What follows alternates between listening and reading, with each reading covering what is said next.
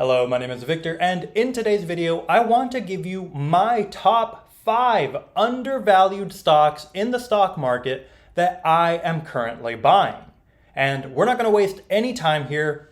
Let's get right into it. Also, just before we start, I want to highlight that these stocks are in no particular order, and be sure to keep an eye out for a tag up here because I have done in-depth analysis videos on several of these stocks.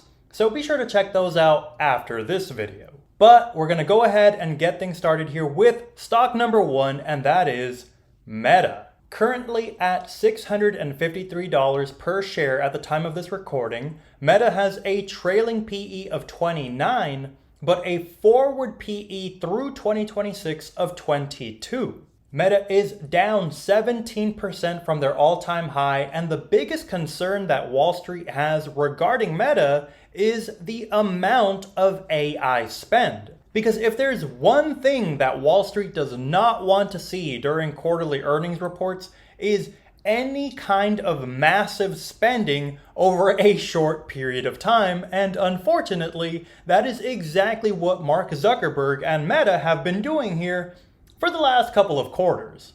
But if you ask me, Wall Street is like always, I always say this, that Wall Street can never see the forest for the trees because Meta is a growth stock that is investing in growth opportunities. And for some reason, Wall Street is upset about that. But if Meta were not investing in growth opportunities, then Wall Street would be upset about that too. So I don't really understand the reasoning behind why that's the biggest concern around Meta right now.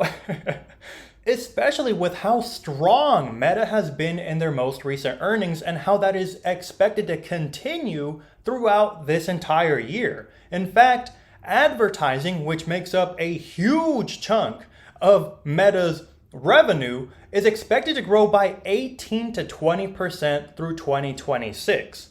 Absolutely amazing. Also incredibly bullish in my opinion for Meta is just how much demand there is for their smart glasses. They're expected to roll out globally here, potentially towards the end of the year, if not by the start of 2027, but the demand in the United States so far has been tremendous. And Meta is one of the stocks that I have done an extensive amount of research on, so if you want to check out that video, I will leave a tag up here. The second stock on my list here, and that is going to be a stock I have talked about a lot recently here at the end of 2025, and that is going to be Netflix. With a trailing PE of 37 and a forward PE through the end of the year of 35, it seems to be right around fair value, but in my opinion, Netflix is severely undervalued if you start looking at it through a lens of 3 to 5 years out into the future. You absolutely have to consider how quickly Netflix dropped in such a short amount of time, down 33% over the last 6 months. Currently at $89 a share, which is absolutely incredible to me because it is a stock that I had been wanting to buy ever since I got into the stock market about 8 years ago. So seeing it at these prices is absolutely perfect for me because in my opinion, it creates an amazing buying opportunity. And the reason that Netflix has been struggling so much is because of a potential acquisition with Warner Brothers. I would say that's the main reason. You could also say that there has been a tremendous amount of attention on Netflix because of the finale fiasco that was Stranger Things. And I personally never watched Stranger Things. If you did, be sure to leave me a comment below of what you thought of the finale. But the fact that so many people are paying attention to it to the point where Netflix's servers crashed because of some kind of conspiracy or a secret episode that was supposed to come out. I don't know, I'm just reading news articles. But for Netflix's servers to crash because of how much attention Stranger Things was getting is absolutely amazing to see as somebody who just started a position in the stock. I do want to mention that this potential acquisition with Warner Brothers will likely keep affecting Netflix stock for at least the next 12 months. But it is something that, again, I do not mind because I am actively buying the stock so long as it's staying under 100, I am buying. I mean, I absolutely have to take advantage of what I see as an amazing opportunity. And if the acquisition does go through, just know that I think Netflix, who is already the #1 streamer when it comes to any kind of competition in the space, they will be the undisputed king of streaming with over 400 million subscribers, thanks to their already 300 million that they have on Netflix, plus a potential 100 plus million subscribers that they would gain through HBO Max. Netflix is currently 3% of my position. For those of you who are subscribed here to the channel, also great opportunity for you to hit that subscribe button so that you don't miss out on future videos. But for those of you who have watched my previous videos, you would know that Netflix is a stock that I am actively growing in my portfolio. I want it to be about 5 to 10% of my portfolio, a good chunk of it, might I add. I'm currently at about 3%. But again, I'm sort of starting to take my time here because I'm expecting Netflix to be down for at least the next couple of months. So I don't want to get too carried away just in case there is some more downside. But at the same time, I'm trying to find a balance because I don't want it to run away from me. And I didn't get to build the kind of position that I wanted with Netflix at such amazing prices. And Netflix is a stock, again, that I have done a ton of research on. If you want to check out that video, again, tag will be up here. Keeping it rolling here, number 3, and that is going to be a stock that I actually have never talked about here on the channel, but it is in my portfolio, and that is ELF stock. Currently sitting at $87 a share, they have a trailing PE which is at 62 right now, and a forward PE which is 31. So high expectations for ELF stock through the end of the year. But ELF stock is down 40% from their 52-week high, which immediately caught my attention because it's a stock that I started to purchase at the beginning of 2025. So to see it at these prices again, I mean, I had to look into it. But really the biggest concern and why ELF struggled so much through the end of 2026 is because of the announcement of tariffs. And if you know anything about the makeup industry, you will know that a lot of the products are made in China and then shipped over to the United States. So let's go ahead and start talking about that. And before I continue any further with ELF, I know that some of you might be looking at me like I'm crazy because I want to say like 99% of my viewers here on YouTube are male. And if you're anything like me, I have absolutely no idea when it comes to makeup products or what's going on besides ELF. But what really got me into looking at ELF and the makeup industry in general is because of my wife. Because she showed me one day a little thing like this big that was like $30. But going back to the tariff situation, the CEO of ELF already announced in August of last year that he was going to be raising the prices of products by $1. Now, I feel like Wall Street kind of freaked out when they saw these news, but really, a $1 increase in products isn't going to be some game changer because again, like I mentioned in my personal experience with my wife and her makeup, they're already so much cheaper than their competitors that even if you increase every single product by $1, they're still cheaper than their competitors. In fact, when I did some research, I found that 75%, I think it's actually over 75% of ELF's products are under $10 each. Now, when you consider ELF as a brand and also how the stock has been performing, something that I found incredibly interesting is that ELF has been taking market share in the makeup category for a consecutive 27 quarters. Absolutely amazing to see as an investor, and it just shows that ELF is getting bigger and bigger with every single year that goes by, and I can absolutely see why, because not only do they have quality products that are on the cheaper side, so just about anybody can afford them, but they also have Rhode, which is an acquisition and partnership with Hailey Bieber.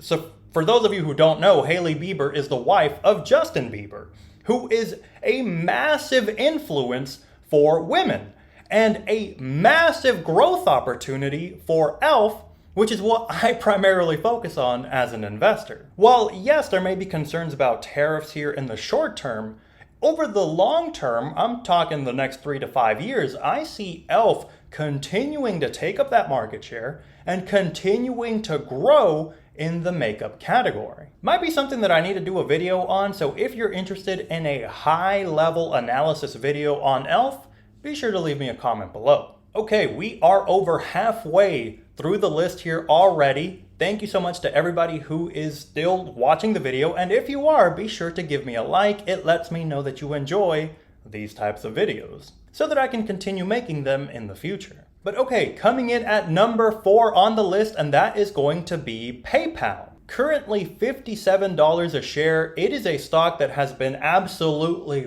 beat through 2025. They have a trailing PE of 11.4. That is so low, and their forward PE is looking at about a 9.8 through the end of 2026. But see, here's the thing about PayPal, and Wall Street does not want to touch it with a 10-foot pole, and the problem is there's no real concern when it comes to their fundamentals, their earnings, or any of that. The problem is there's no excitement either. But when it comes to PayPal, I think it is incredibly undervalued. They actually recently, there was some news regarding PayPal that they are applying to become a traditional bank. In my opinion, I think that they are trying to follow SoFi's business model and compete with them. But probably my favorite thing about PayPal right now is their CEO, who is absolutely focused on sustainable earnings per share growth. And that is something that I love to see. And the CEO, I'm telling you, over the last couple of quarters, I have loved to see it. He is doing a great job of cutting the wheat from the chaff. He is getting rid of anything that does not help the bottom line, and I, for one, love to see it. For those of you who don't know, I don't really prioritize dividends in my portfolio. I'm not a dividend investor exclusively, but I do for sure love receiving dividends every quarter, or in some cases every single month. But I personally love receiving dividends, and the fact that PayPal recently announced that they will start paying dividends is what probably pushed me into the buy category at the end of 2025. But currently, they are paying a dividend. It's a very small 1% yield. But again, with that focus on earnings per share growth, the CEO is going to cut out whatever he feels is not needed. And so long as their earnings continue to grow, that dividend payment amount should continue to grow as well over the foreseeable future, at least over the next several years. And that is why I am incredibly bullish on PayPal, considering how cheap I think the stock is right now. This is also a stock I have an in-depth analysis video on, so be sure to check it out when you have a chance. Time flies when you're having fun. We are already at the final stock of the list. And to tell you the truth, I had a lot of trouble picking number 5 for the list because there were at least 3 to 4 stocks that I had in mind that could have potentially made it here, but I had to go with my gut, and that is Amazon. Currently at $247 a share, they have a trailing PE of 35 and a forward PE of 31. Now, when you have a look at this chart here, you can see Amazon has been on a bullish run here for at least the last couple of weeks. So some of you might be arguing, well, Amazon now is trading at a fair value. But I would argue, considering what they have in store for investors, in my opinion, they are still incredibly undervalued. And the biggest problem with Amazon and why I think they were struggling so much last year is, just like Meta, they were spending a ton of money on AI. So their operating expenses went up like 15% over the last quarter's earnings, something that, again, Wall Street does not like to see. But on top of that, at the beginning of this year in 2026, there are also concerns regarding layoffs. But I really don't think any of these concerns are going to be affecting Amazon 5 years from now. If anything, out of the 5 stocks on this list, I think that Amazon is the one that's going to be on a spring here. They were kept down for so long last year that I think the stock is just ready to blow up.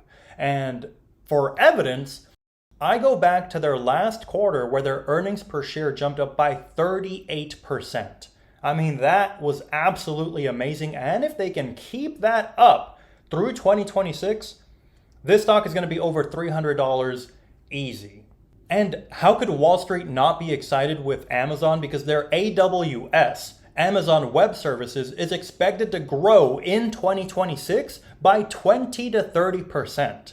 Add to that, I think that Wall Street is starting to catch on to why Amazon was spending so much last year. Yes, they have been spending a ton, but now they're starting to see that money on the bottom line. Those earnings per share growth numbers are absolutely amazing. So I'm starting to think that Wall Street is starting to come around. They're starting to realize why Amazon was spending so much on AI, because now they're starting to see a return on that investment.